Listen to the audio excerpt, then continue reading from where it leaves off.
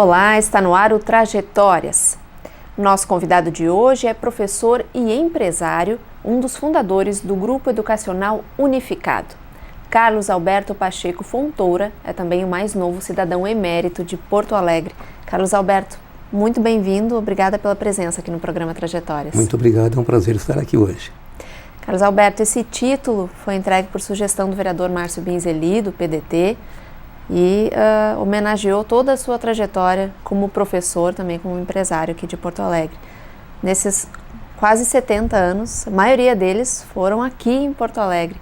Como é que é o sentimento a partir dessa homenagem? O sentimento é de, eu diria, profunda gratidão ao Márcio, um querido ex-aluno, né, e receber o reconhecimento da nossa comunidade sempre é algo extremamente prazeroso. Se tu dissesse que desses quase 70, eu vivi praticamente toda a minha vida em Porto Alegre, exceto um ano, que foi em 1968, que eu tive o prazer de morar em São Gabriel. Eu estava servindo ao Exército, fui servindo no extinto 3º RCM e comecei à noite a dar aulas na Escola Estadual 15 de Novembro. Ali foi meu início como professor. Já tinha alguma pretensão de ser professor ou foi uma descoberta? Não, eu sempre sonhei ser professor. Eu já quando menino ainda, eu dava aulas particulares para os meus colegas e depois eu prestei vestibular para a Universidade Federal, especificamente para o curso de Química. Então, quando eu fui para São Gabriel, eu já cursava o terceiro ano, hoje seria o 6º semestre de Química, então eu já tinha habilitação provisória para ser professor. Então, sempre sonhei ser professor. E aí começou uma história que não parou mais, né? Começou uma história que não parou mais, uma história extremamente prazerosa, porque eu acredito, tenho certeza que ser professor é uma dádiva. Quer dizer, professor é a maior de todas as profissões. Como eu sempre digo, não interessa a nossa atividade profissional, se nós vamos ser dentistas, arquitetos, médicos, fisioterapeutas, todos nós sempre tivemos e teremos que ter um professor. É verdade. Agora, o senhor falou que desde criança já tinha essa aptidão, digamos assim. Foi algum exemplo de família? Como é que o senhor lembra que surgiu essa vontade? Olha, eu não lembro exatamente como. O ser professor de Química eu tenho certeza que sim. Né? Na época, meu pai era motorista e ele trabalhava na época no chamado Sandu.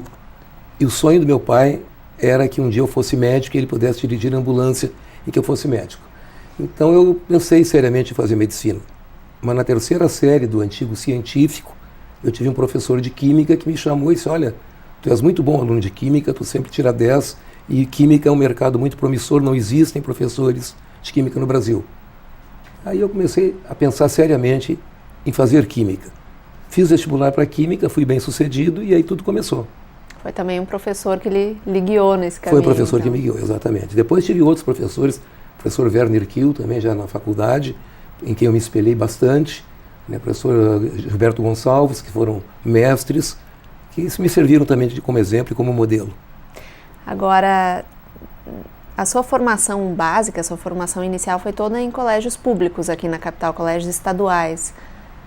Como é que o senhor lembra dessa experiência, comparando-a também com a sua atuação profissional? Depois também passou por várias dessas escolas. Eu lembro com muita saudade e hoje lamento muito o nível em que se encontra a nossa educação, a educação brasileira, em função do que era no passado. Eu sou oriundo unicamente de escolas públicas.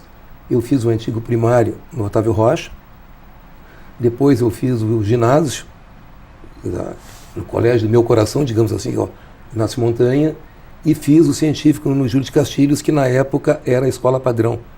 Todas escolas maravilhosas, a formação das pessoas mais pobres, eu era uma pessoa realmente muito pobre, né, era muito boa, nós não tínhamos nada a dever às escolas privadas. O Júlio de Castilhos, que era a escola, era o colégio padrão do Estado, quer dizer, ele se comparava a qualquer escola privada em termos de qualificação. Uhum. O senhor acha que foi isso que também lhe deu uma base para o sucesso profissional depois? Me deu uma base muito boa, porque eu consegui fazer a faculdade, eu consegui fazer a universidade sem ter nenhum problema de fundamento. O que hoje acontece bastante, quer dizer, nossas escolas públicas, Elas são escolas em termos de conteúdos muito, muito fracas em relação à escola privada. Então, o nosso aluno atual, oriundo de escola pública, quando ele chega na universidade, ele tem sérias dificuldades, ele tem sérios problemas de conteúdo, ele tem dificuldade em acompanhar a universidade depois. Isso no passado não acontecia. Uhum. Foi um pouco isso que levou o senhor e outros colegas a fundarem o Grupo Unificado? Qual foi a motivação na época, nos anos 70? Nos anos 70, Porto Alegre, que às vezes estavam começando a florescer, digamos assim, os pré-vestibulares. Nós tínhamos 2 pré-vestibulares muito grandes, o pré-vestibular Mauá e o IPV, Instituto Pré-Vestibular, que era do Clóvis Duarte.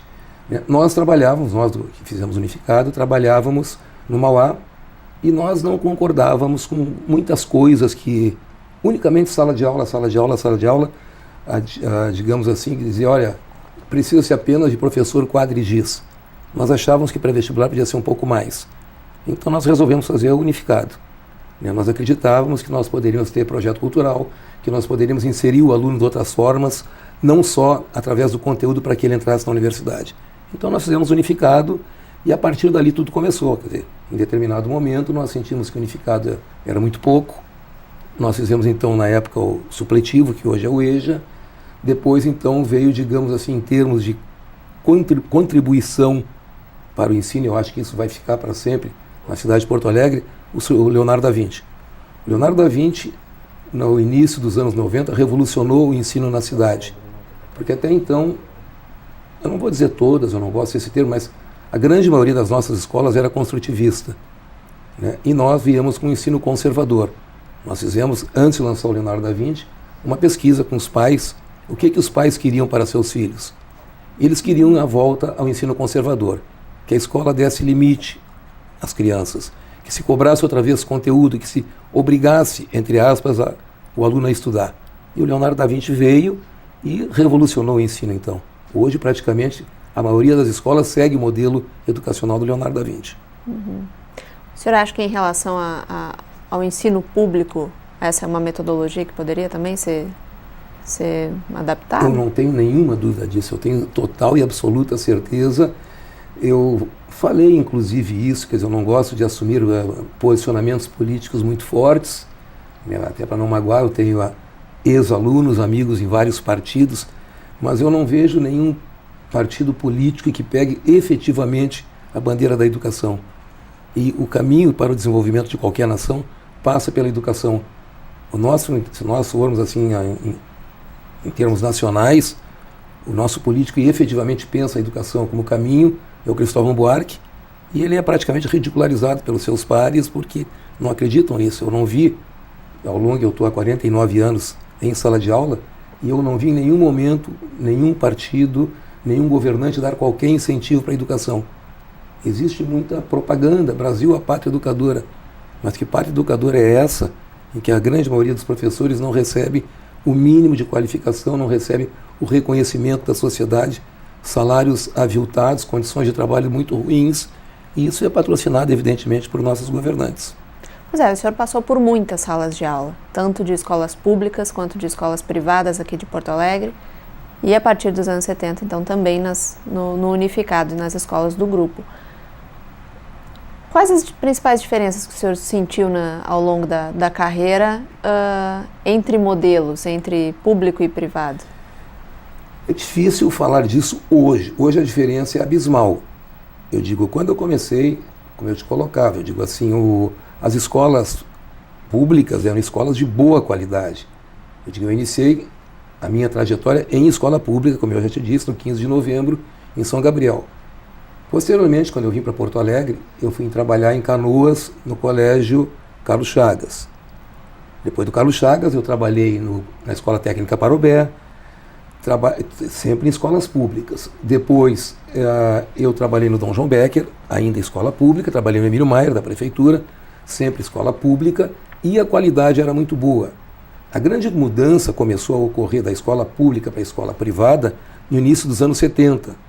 Não lembro se exatamente 72, 73, que o governo mudou totalmente a forma de ensino no Brasil, menos nas escolas militares, vamos deixar bem claro. Por isso, hoje, as escolas militares continuam com um nível de ensino maravilhoso, excelente, né? Porque em 72, 73, até ali, como é que funcionava o nosso ensino? Nós tínhamos o antigo primário, que era da primeira à quinta série.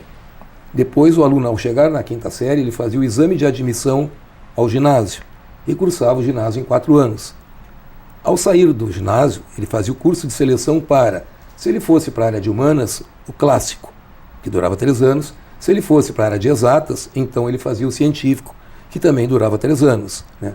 Mas se o aluno não tivesse interesse em fazer faculdade, ele tinha escolas técnicas maravilhosas, como, por exemplo, o Parobé, o Protásio Alves, o próprio Senac, o Senai, tinha o Instituto de Educação, que formava normalistas, quer dizer, isso acabou. Então se unificou tudo e se fez primeiro grau e segundo grau.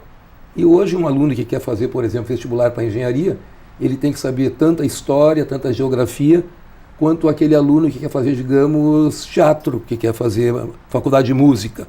E o aluno que quer fazer faculdade de música tem que saber tanta matemática, tanta química, tanta física, quanto o aluno que quer fazer medicina. O que não é correto.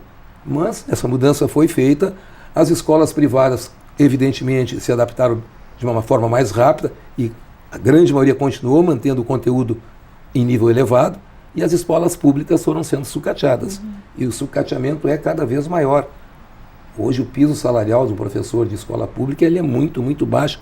É muito difícil se manter apenas como professor.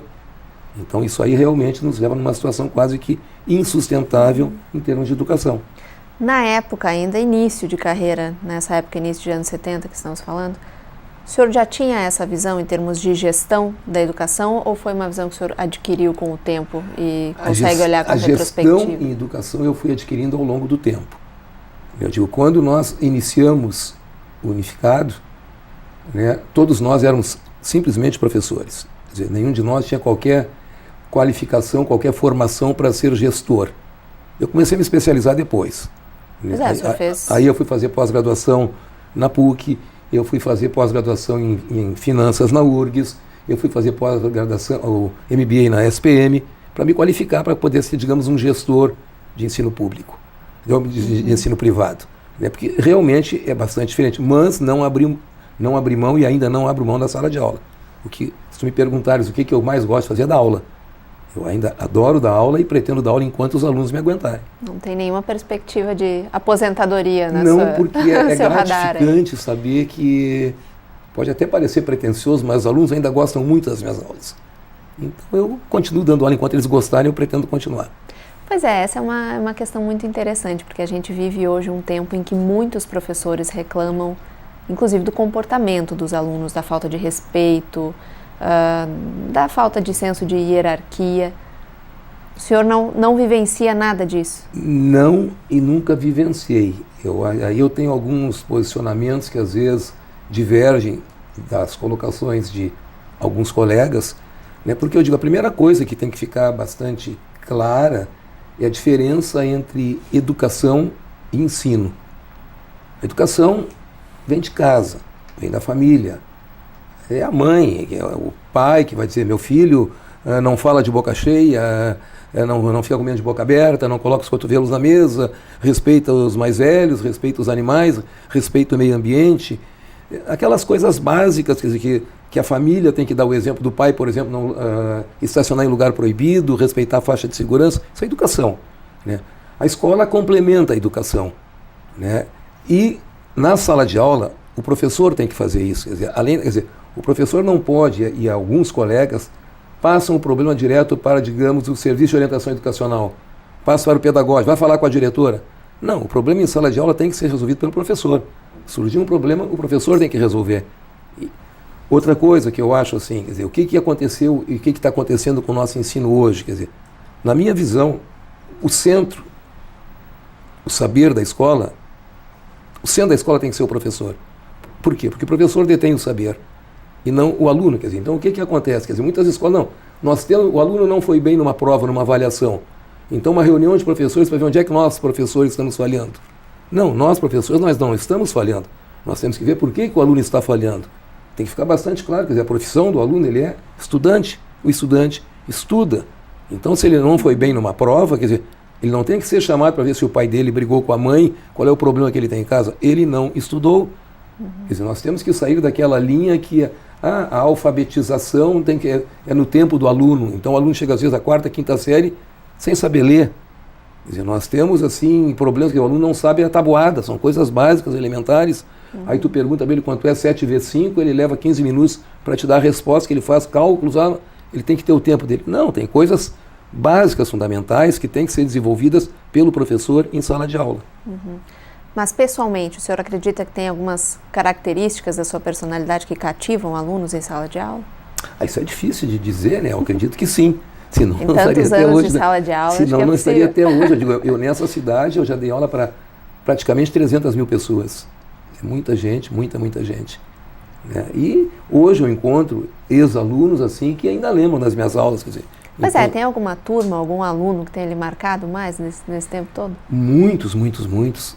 Eu digo assim, incontáveis alunos. Quer dizer, tive alunos geniais, alunos brilhantes, alunos maravilhosos, alunos muito bons. Eu digo, hoje, eu tenho aqui na Câmara ex-alunos, eu tenho na Assembleia Legislativa, eu tenho na Assembleia, na Câmara Federal, né, assim, candidato a vice-presidente da República, como ex-aluno, empresários, artistas, intelectuais, assim, um número gigantesco de pessoas com quem eu continuo mantendo relacionamento. Qual é o seu maior legado? Ajudar a construir o Grupo Unificado ou formar tantos cidadãos? Olha, eu acho que as duas coisas, e eu ainda acrescentaria mais algumas. Eu digo assim, eu fiquei muito honrado, assim, quando eu acho que a início dos anos 70, eu era professor da Academia de Polícia Militar e fui chamado por um coronel, por quem eu tenho um grande carinho, o coronel Geraldo Coimbra Borges, que me disse, Fontoura, tem alguma forma de nós criarmos, na época, um curso supletivo para o soldado da brigada, para qualificar mais o soldado da brigada? E nós fizemos esse curso supletivo que funcionava aqui no Colégio Sevigné, à noite, né, só para soldados da brigada que foram se qualificando. A partir dali, esse foi o núcleo do que veio a ser o Colégio Tiradentes.